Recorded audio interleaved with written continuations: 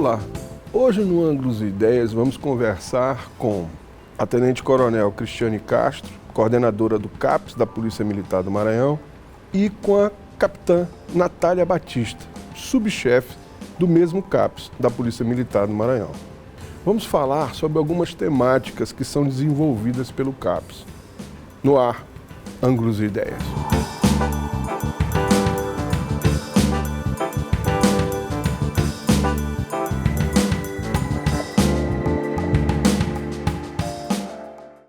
Muito obrigado pela presença de vocês.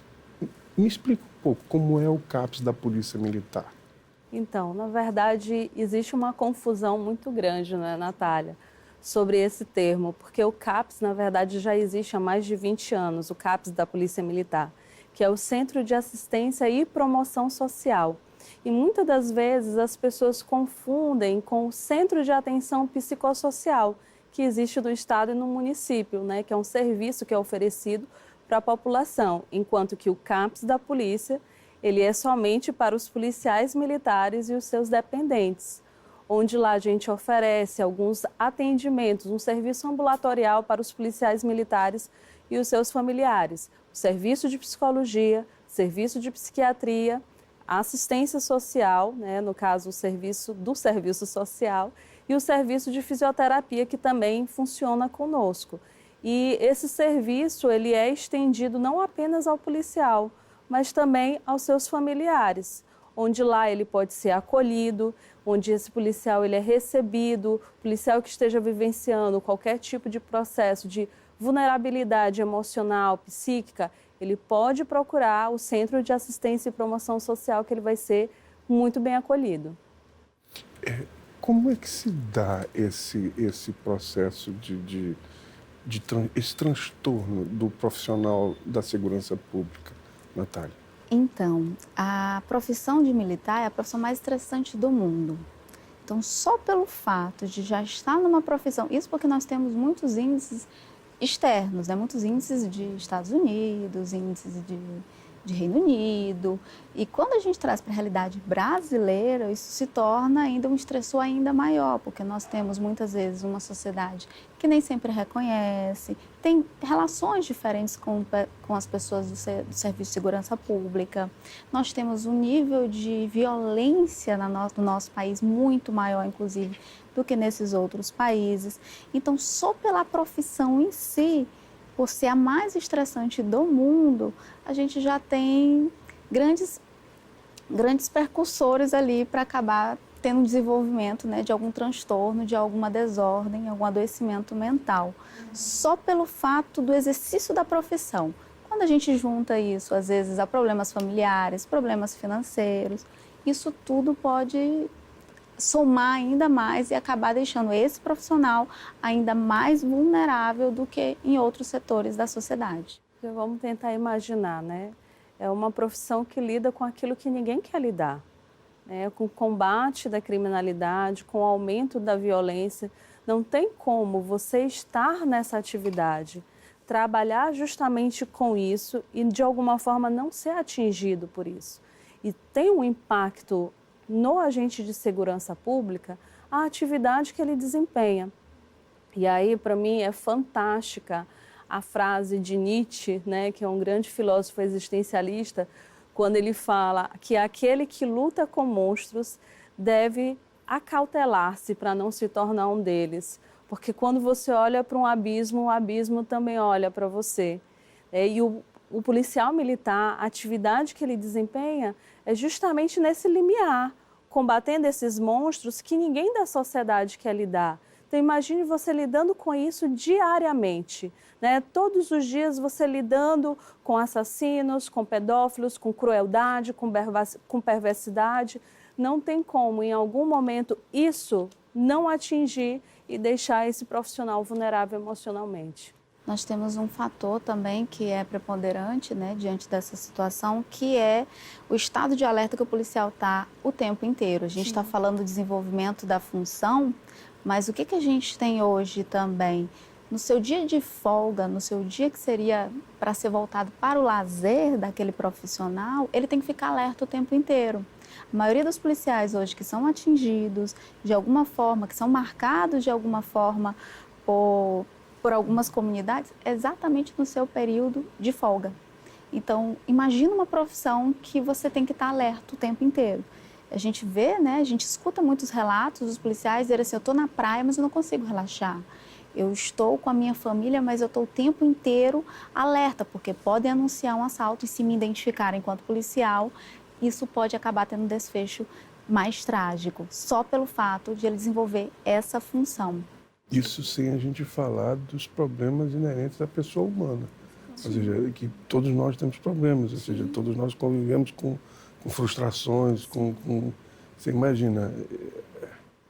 E nessa situação que você tem que estar alerta o tempo inteiro, nenhum ser humano vai aguentar. Em algum momento a gente vai acabar ficando mais suscetível ao adoecimento. Por isso que é um público, é uma comunidade, né, dos profissionais de segurança pública de uma forma geral, a gente está falando da polícia militar, mas a gente estende isso a todas as polícias, aos bombeiros também. São profissões que as pessoas convivem com risco o tempo inteiro. E é o tempo inteiro mesmo, não é só no seu momento de trabalho, não é só nas suas horas de escala. É na sua folga também. Por isso que acaba sendo uma profissão com o maior risco de desenvolver alguns transtornos específicos, como depressão, alcoolismo, transtorno do estresse pós-traumático. E aí, falando especificamente desse tipo de transtorno, ele é um transtorno que se instala, que vem de um trauma, que vem de um evento traumático, que vem de um incidente crítico. E quem lida o tempo todo, né, na sua atividade, no seu fazer profissional, com a possibilidade de vivenciar incidentes críticos? O policial militar. Então, ele acaba sendo um candidato em potencial, não só ao estresse do trabalho, mas o estresse pós-traumático também.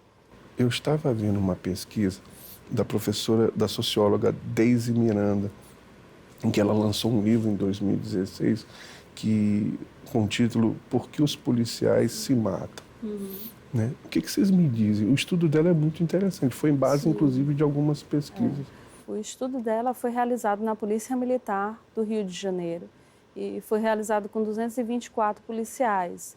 E realmente traz dados assim, que são extremamente alarmantes, né?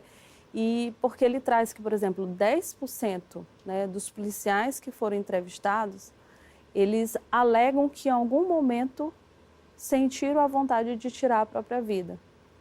Então, quando você pega 10% de uma amostra, isso é um número muito elevado de profissionais, né, que já pensaram em tirar a sua própria vida. E os índices de suicídio na Polícia Militar do Rio de Janeiro, na época que foi feita essa pesquisa, eram elevadíssimos. 140%, né? Um aumento de 140%. Na verdade, houve um aumento de 140%, né, de suicídio. De 2017 a 2018. Exatamente, de 2017 a 2018. Mas para a gente ter uma noção do quanto que essa temática ela precisa ser trabalhada no âmbito das polícias militares, a Polícia Militar de São Paulo, até um tempo atrás, um policial tirava sua própria vida a cada 15 dias. Que coisa então, louca, é um dado que realmente deixa a gente assustado e a gente precisa começar a fazer um trabalho de conscientização dentro das unidades policiais para mostrar para eles, olha, o suicídio está aí, ele existe. Porque se tem algo que é próprio do suicídio é que ele não faz distinção de raça, de credo, de categoria profissional, de gênero. Ele está simplesmente aí. E pode acontecer com qualquer cidadão, com qualquer pessoa. E dentro das instituições policiais, algumas pesquisas, elas têm mostrado que proporcionalmente o número de policiais que se mata é maior do que a população em geral. Dados não apenas do Brasil, mas dados que se confirmam no Canadá, que se confirmam nos Estados Unidos. Então, é algo que, de fato, chama a nossa atenção e, inclusive, na Polícia Militar do Maranhão, nós, desde 2016, implantamos um trabalho de prevenção do suicídio policial, como uma forma de a gente sensibilizar os policiais militares, não apenas para a realidade do suicídio, mas para que eles também começassem a identificar os sinais de alerta que um companheiro de trabalho poderia dar. Porque a gente sempre bate nessa tecla, né, Natália? A gente não precisa ser psicólogo, não precisa ser psiquiatra ou um profissional da área da saúde para a gente salvar uma vida. A gente precisa ser humano, estar atento ao colega que está do nosso lado, tirando um policiamento ostensivo, tirando um serviço administrativo, que está com a gente numa viatura, observar que sinais de alerta, porque existem sinais de alerta. A Organização Mundial de Saúde nos diz que 9 em cada 10 casos de suicídio podem ser prevenidos. Se podem ser prevenidos, significa que alguém dá um sinal de alerta, traz uma frase de alerta que a gente pode ficar atento e tentar, de alguma forma, acolher aquele indivíduo em seu sofrimento. Então, por isso que desde 2016, nós implantamos esse serviço, esse programa dentro da Polícia Militar e cada ano tem crescido cada vez mais. 2017 foi um público maior que nós atingimos com o trabalho de psicoeducação, 2018 também. Esse ano a gente vai buscar não apenas atingir o público interno, mas a gente também vai buscar fazer uma comunicação, um diálogo com a sociedade. Então, a gente pretende fazer uma roda de conversa, se aproximando da sociedade, para que a gente possa conversar com eles também sobre prevenção do suicídio e da automutilação, para que a sociedade perceba que a Polícia Militar, ela não é apenas alguém que está ali para manter a ordem pública, mas a Polícia Militar também se importa em salvar vidas e abraçar uma causa como essa que é extremamente importante. Meninas, eu vou pedir para vocês um minutinho para a gente fazer um intervalo. Nós vamos fazer um intervalo e voltamos já.